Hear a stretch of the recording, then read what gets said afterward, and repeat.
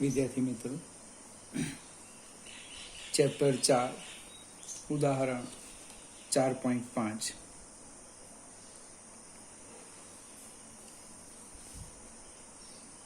આકૃતિમાં દર્શાવેલ વિદ્યુત પ્રવાહ ધારિત ખંડ જેની લંબાઈ છે ડેલ્ટા એક્સ થી 0.5 મીટર વાય અક્ષ પર આવેલા પી બિંદુ પાસે ચુંબકીય ક્ષેત્ર શોધો. તમને જે કંઈક આપ્યું છે તે લખી દઈએ. એક પ્રવાહનું મૂલ્ય આપ્યું છે, અહીંયા હું સાઈડ પર લખું છું. આઈ 10 એમ્પિયર. આ જે ખંડ છે ડેલ્ટા એક્સ એ આપ્યો છે આપણને 1 સેન્ટીમીટર. 1 સેન્ટીમીટરનો અર્થ એવો થાય 10⁻² મીટર. અને એ ખંડથી બને 0.5 મીટર એટલે આપણે વાય લઈ લઈએ. અને અહીંયા આ રીતના વાય આપેલું છે. 0.5 મીટર અંતરે ચુંબકીય ક્ષેત્ર શોધો. હવે આપણી પાસે જે સૂત્ર છે એનો આપણે ઉપયોગ કરીએ. y ઇઝ ગ્રેટર દેન, અથવા આપણે ડાયરેક્ટ સૂત્ર લખીએ, બાયો-સાવર્ટ્સનો નિયમ લખી દઈએ. dB બરાબર μ0/4π I/dx ક્રોસ એકમ સદિશ r/r². અહીંયા આપણે વાય લખ્યું છે તો કંઈ નહીં, અને વાયની જગ્યાએ આર કરી દઈએ. આર મૂલ્ય લઈએ. dB બરાબર μ0/4π I/dx sin θ/r². હવે અહીંયા પ્રવાહ આ દિશામાં છે, ધન એક્સ અક્ષની દિશામાં છે, અને તમે જે ચુંબકીય ક્ષેત્ર શોધવાના વાય અક્ષની દિશામાં, એટલે થીટા આપણી પાસે π/2 રેડિયન છે. ત્યાર પછી એક બીજી વસ્તુ યાદ રાખવાની, μ0/4π બને સીધું જ લખી દેવાનું 10⁻⁻7. μ0ની કિંમત તમે મૂકો 4π × 10⁻⁻7, એના કરતાં આની જગ્યાએ લખી દેવાની ટેવ રાખવાની 10⁻⁻7. એટલે મૂલ્ય આવશે dB બરાબર 10⁻⁻7, પ્રવાહ છે 10, dx સૂક્ષ્મ ખંડ છે બને 10⁻², ડિવાઈડ બાય 0.5 નો વર્ગ. આપણે એને સાદું રૂપ આપીએ એટલે લગભગ જવાબ કંઈક આ રીતનો આવે છે, 4 × 10⁻⁸ ટેસ્લા. હવે આ મૂલ્ય શોધી કાઢ્યું. પ્રશ્ન આવે દિશાનો, તો દિશા અહીંથી લખી દે. dx એ આ જે dx એ એક્સ અક્ષની દિશામાં, એટલે શું થવાનું i, અને ધન વાય છે એટલે i ક્રોસ જે કે, એટલે આની જો દિશા લખવી હોય તો ઝેડ અક્ષની દિશામાં, પ્લસ ઝેડ અક્ષની દિશામાં. ફરીથી બાયો-સાવર્ટ્સના નિયમનો લગભગ પહેલો એક્ઝામ્પલ આવ્યો ને, μ0/4π I/dl, એની જગ્યાએ મેં સીધું લખ્યું I/dx ક્રોસ એકમ સદિશ r/r². આપણે અંતર વાય હિસાબે વાય લખતે તો અહીંયા વાય લખવું પડતે, y² તો પણ ચાલતે. આ r² છે. સેજ આપણે આગળ જઈએ. છઠ્ઠો એક્ઝામ્પલ એક જસ્ટ સમજવાનો છે, હું ફિગર સમજાવું તમને. 4.6 એમાં કંઈક આ રીતની ફિગર છે આમ,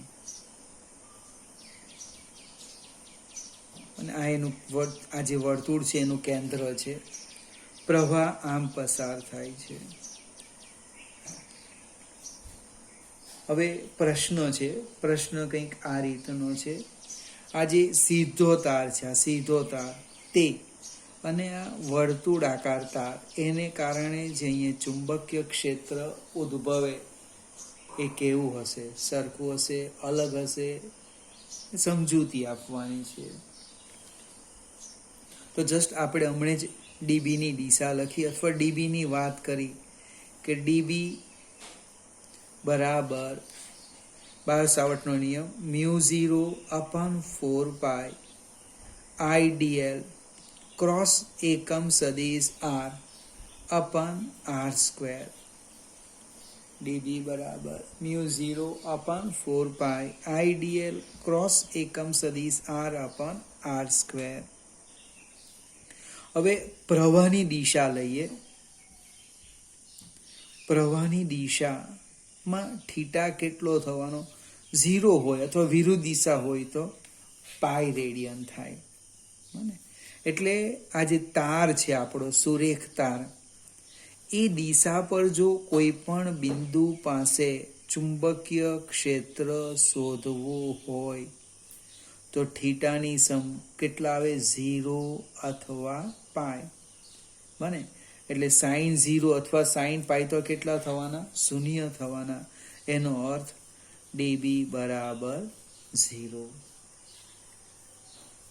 બીજું છે કે જે આ વર્તુળાકાર ચાપ છે એટલે નાના નાના ખંડો પાડી દેવાના. આ નાનો ખંડ, આ બીજો નાનો ખંડ, ત્રીજો નાનો ખંડ, ચોથો નાનો ખંડ, આમ બને દરેક ખંડ વડે આ કેન્દ્ર ઓ પાસે ઉદ્ભવતું ચુંબકીય ક્ષેત્ર શોધીએ. એ બધાની દિશા એક જ આવવાની. બને પ્રવાહ પર આધાર રાખશે. પાનાને લંબ, અંદર પ્રવેશતી કે બહાર જતી દિશા. એનો અર્થ શું થવાનો? કે એ બધા જ ખંડો વડે ઓ પાસે ઉદ્ભવતા ચુંબકીય ક્ષેત્રનો સરવાળો થવાનો. હવે અહીંયા કેવી સ્થિતિ આવે તે સમજાવું કે આપણી પાસે જે સુરેખ તાર છે એ આ રીતનો છે. અહીંયા ફિગર જોજો. એ તારને આપણે જમણા હાથમાં પકડવાનું છે. અમારો હાથ દેખાય છે, બોલ પેન એ તાર છે. હું આ રીતે પકડું, એવી રીતે પકડું કે અંગૂઠો પ્રવાહની દિશામાં રહે. જો અંગૂઠો પ્રવાહની દિશામાં રહેતો હોય તો શું થાય? આ જે તાર દેખાય છે, તાર એની આ સાઈડ જો બિંદુ હોય તો પાનાને લંબ ક્ષેત્ર અંદર પ્રવેશતી દિશામાં, અને અહીંથી આંગળી નીકળે છે, આમ નીકળે. એટલે તારની જે આ બાજુ છે એ પાનાને લંબ બહાર નીકળતી દિશા. પ્રવાહની દિશા ઉલટાઈ જાય તો આપણે આમ કરી દેવાનું, તો આખી પરિસ્થિતિ બદલાઈ જશે. ટૂંકમાં અહીંયા એ નિયમનો જો ઉપયોગ કરીએ તો ઓ પાસે પાનાને લંબ અંદર પ્રવેશતી દિશામાં ચુંબકીય ક્ષેત્ર. આ લૂપને તમે ઉલટાવી કાઢો. ઉલટાવો મીન્સ આમ કરી દેવા, આમ. બને પ્રવાહની દિશા આપણે જે છે તે જ રાખીએ તો અહીંયા ચુંબકીય ક્ષેત્ર તેટલું જ મળવાનું, પરંતુ પાનાને લંબ બહાર નીકળતી દિશા. ફરીથી એકવાર સમજાવું. જમણા હાથમાં વાહક તારને એવી રીતે પકડો કે આપણો જે અંગૂઠો છે એ પ્રવાહની દિશામાં રહે. આંગળીઓ જે રીતે વીંટળાય ને, આ આંગળીઓ જે રીતે વીંટળાય છે તે કેવી? ચુંબકીય ક્ષેત્રની દિશા. પણ એ કેવી રીતના નક્કી કરવાની? આમ નક્કી કરજો. અહીંથી નીકળે, આંગળી અહીંથી નીકળે ને, અહીંથી નીકળે, અંદર દાખલ થાય, આમ આમ. અહીંથી નીકળે, અંદર દાખલ થાય. એટલે આ તાર છે એની આ બાજુ અંદર અને આ તારની આ બાજુ બહાર નીકળે. પ્રવાહ બદલાઈ જાય તો દિશા બદલાઈ જશે. ફરીથી એક્ઝામ્પલ, આ જે મુદ્દો છે ઓબ્જેક્ટિવમાં કામ લાગશે.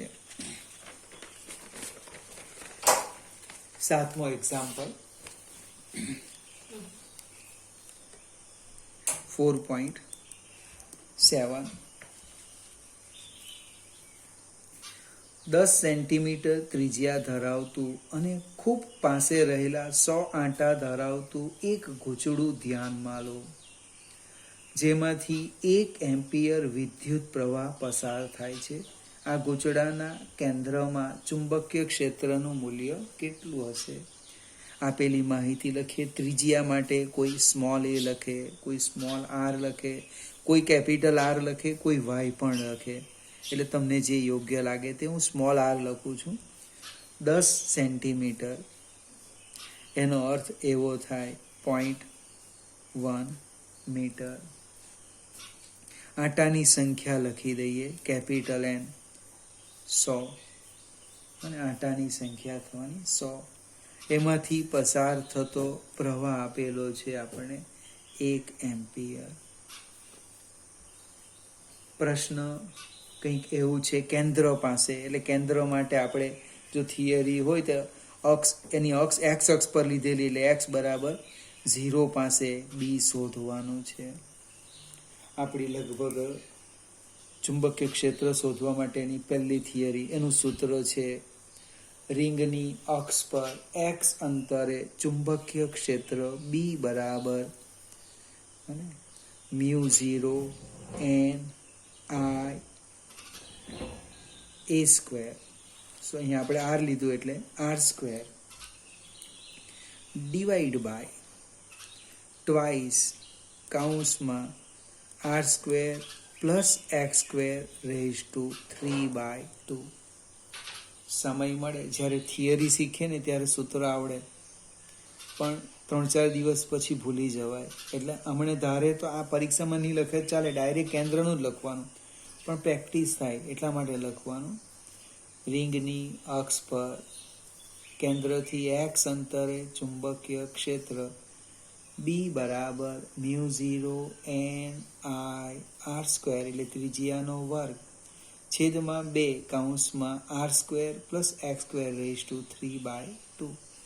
કેન્દ્ર શબ્દ વાપરેલો છે. કેન્દ્ર માટે એક્સ બરાબર 0 મૂકો એટલે સાદું રૂપ આપો તો આમ આવશે μ0 n I અપન ટ્વાઇસ, અહીં જો તો લખો આર સ્ક્વેર, એટલે અહીંયા થવાનું આર ક્યુબ. આ 2 ને 2 નીકળી જાય, એટલે તમારે એક્ઝામ્પલની શરૂઆત અહીંથી કરવાની. બી બરાબર μ0 n I અપન ટ્વાઇસ આર. હવે અહીંયા μ0 અપન 4π નથી, એટલે થોડી કાળજી રાખવાની. કિંમત મૂકી દઈએ, 4π ઇન્ટુ 10⁻⁻7. n આપેલા છે 100, પ્રવાહ છે 1 એમ્પિયર, છેદમાં 2 ગુણ્યા ત્રિજ્યા 0.1. કેલ્ક્યુલેટરનો ઉપયોગ કરો, સાદું રૂપ આપો એટલે લગભગ જવાબ આવશે 6.28 ગુણ્યા 10⁻⁻4 ટેસ્લા. પ્રમાણિત સ્વરૂપ લખેલું છે, એટલે થોડી કાળજી રાખજો. અહીં જો 4/2 એટલે 2 ગુણ્યા 3.14 એટલે 6.28 તો થઈ જ ગયા. આ 0.1 ઉપર જાય એટલે 1000. 1 2 3 આમાંથી 3 કાઢ નાખો એટલે આવી ગયા -4. એક થિયરી સમજાવો હવે. અહીંયા એક્ઝામ્પલ નંબર આપેલો છે 8. વાસ્તવમાં એક થિયરી છે, નાનો સરખો પ્રશ્ન છે, મેં સમજાવેલો છે, ફરીથી સમજાવો.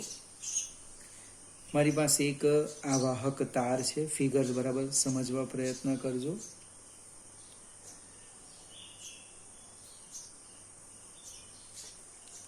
આ રીતના લઈએ,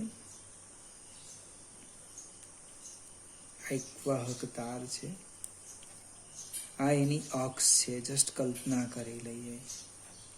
આ જે વાહક તાર છે એની ત્રિજ્યા છે a. પ્રશ્ન કયો છે કે આ વાહક તારમાંથી જે પસાર થતો પ્રવાહ છે એ પણ આપણે લખી દઈએ I. પ્રશ્ન એવો છે કે વાહક તારની બહાર અને વાહક તારની અંદર ચુંબકીય ક્ષેત્ર કેટલું. હવે વાહકતાની બહાર માટે મેં તમને સમજાવેલું છે μ0 I અપન 2πy. એ જ ફરીથી સમજાવું. અહીંયા આપણે એમ્પિયર સર્કિટલના નિયમનો ઉપયોગ કરીશું. આપણે આને હું કેન્દ્ર O બિંદુ આપું અને O થી R અંતરે અહીંયા P બિંદુ પાસે ચુંબકીય ક્ષેત્ર શોધવું છે. ફરીથી O થી R અંતરે P બિંદુ પાસે ચુંબકીય ક્ષેત્ર શોધવું છે. અહીં તરત જ લખવાનું, અને R અહીં સાઈડ પર લખું છું. આર ઇઝ ગ્રેટર ધેન એ એટલે તારની ત્રિજ્યા. તો આપણે ઓ કેન્દ્ર અને આર ત્રિજ્યાની એમ્પિરિયન લોપ લઈએ. ઓ કેન્દ્ર અને આર ત્રિજ્યાની એક એમ્પિરિયન લોપની કલ્પના કરીએ. હવે આ લૂપ ઉપર આપણે એમ્પિયર સર્કિટલનો નિયમ લખીએ. જો નિયમ આમ થશે, સંકલન સદિશ બી ડોટ સદિશ ડીએલ બરાબર μ0 સમેશન આઈ. અહીંયા બી અને તમે જે સ્થાનાંતર કરો એક જ દિશામાં એટલે થીટા ઇક્વલ ટુ 0 અને સમેશન આઈ એક જ પ્રવાહ છે એને હું આઈ લઈ લઉં. બી અચળ આવવાનું કેન્દ્રથી પરિધ પર દરેક બિંદુનું અંતર એક સરખું. બી અચળ એટલે બીને હું બહાર લઉં એટલે બી સંકલન dl is equal to μ0 I. સંકલન ડીએલ એટલે રિંગની લંબાઈ પરિધ એટલે b twice pi r is equal to μ0 I એટલે બી બરાબર μ0 આઈ અપન ટ્વાઇસ પાય આર. જો તમને યાદ આવે તો કદાચ ત્યાં મેં વાય લખ્યું હશે. એમ્પિયર સર્કિટલનો નિયમની સમજૂતી આપી પછી જે પહેલી થિયરી છે એ મેં આ જ સમજાવેલી. સુરેખ તારથી વાય લંબ અંતરે ચુંબકીય ક્ષેત્ર કેટલું. અહીંયા તમને એક્ઝામ્પલના સ્વરૂપમાં આપી છે. કંઈ વાંધો નહીં, આરની જગ્યાએ વાય લઈ લો તો ચિંતા નહીં કરવાની. પણ હવે જે બીજો પ્રશ્ન છે એ થિયરીમાં નહીં હતો, તે સમજાવો. આર લેસ ધેન સ્મોલ એ, આર લેસ ધેન સ્મોલ એ એટલે કે તારની અંદર. તો તારની અંદર આપણે કામ કરીએ. જો ફિગર અને એક આર ત્રિજ્યાની નાની એમ્પિરિયન લૂપ લઈએ આમ અને અહીંયા આ રીતના જોજો. હા, આપણે બંને સાથે રાખવાનો પ્રયત્ન કરું. આકૃતિમાં દર્શાવ્યા પ્રમાણે ઓ કેન્દ્ર અને આર ત્રિજ્યાની એક એમ્પિરિયન લૂપની કલ્પના કરો. એમ્પિયર સર્કિટલનો નિયમ લખું. B dot dl equal to μ0 summation r. હવે થીટા ઇક્વલ ટુ 0 છે અહીંયા. બીજું બી અચળ છે એટલે અને આમ થશે, બીને હું બહાર લઈ લઉં. સંકલન ડીએલ ઇક્વલ ટુ μ0 સમેશન આઈ. હવે સંકલન ડીએલ એટલે પરિધ, આપણે જસ્ટ હમણાં જ વાત કરી. સંકલન ડીએલ એટલે પરિધ, પરિધ એટલે ટ્વાઇસ પાય આર. અને સમેશન આઈ શોધવાના. એ કેવી રીતે તે સમજાવું. આપણો પ્રશ્ન છે પ્રવાહ કેવી રીતે શોધવાના. આખો તાર તો લીધો નહીં, તો આપણે ગણિતની વાત કરવાના કે આ જે રિંગ છે આખું આર્યા રિંગ આર્યા આપણે અહીં ફિગર જોજો. આ ભાગ એનું ક્ષેત્રફળ છે પાય એ સ્ક્વેર. એટલે હું આમ લખું છું કે પાય એ સ્ક્વેર માંથી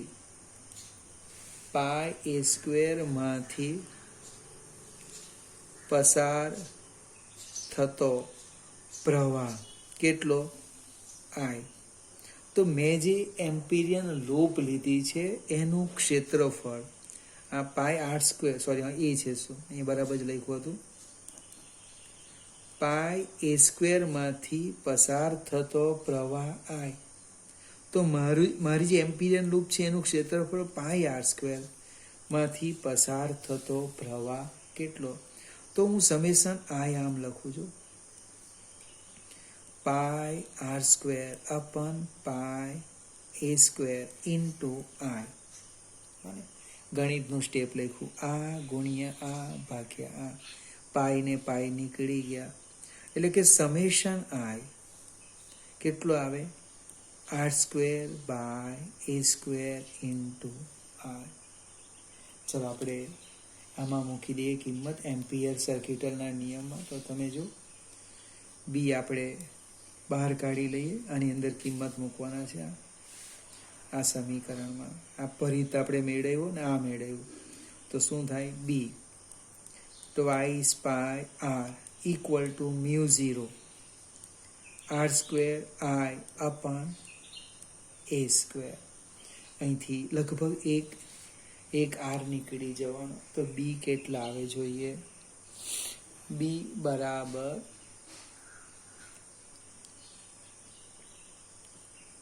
mu 0 I r upon twice pi a square. B બરાબર mu 0 I r upon twice pi a square. હવે રિંગની બહારનું સૂત્ર જોજો, ફરીથી કમ્પેરિઝન કરવાના છે આપણે. આ જે છે એ આર લેસ ધેન એ તારની અંદર, અને તારની બહાર માટે શું છે? જો બી બરાબર mu 0 I upon twice pi r, r is greater than A.